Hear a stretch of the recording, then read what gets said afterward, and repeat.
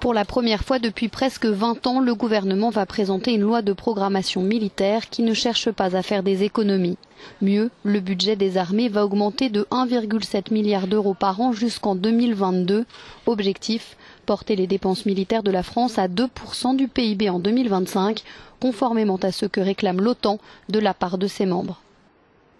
La loi de programmation militaire qui a été présentée aujourd'hui, elle est réaliste. Mais être réaliste aujourd'hui, d'une certaine manière, c'est être ambitieux, parce que il y avait de tels besoins pour, comme on dit, consolider le système qu'il faut mettre beaucoup d'argent. Et donc, il faut avoir l'ambition de mettre beaucoup d'argent pour simplement mettre les choses à niveau. Ça ne permet pas de se lancer dans des projets absolument mirifiques et qui changeraient la face de la défense. Ça permet simplement de remettre à niveau une armée qui a eu des difficultés au cours des dernières années.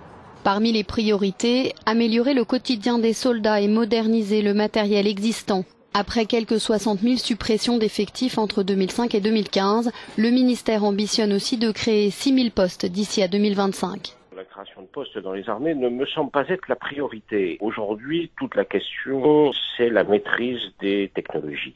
Et donc là, il faut absolument préserver les avances technologiques et donc il faut investir de l'argent dans l'industrie, dans les armements sophistiqués.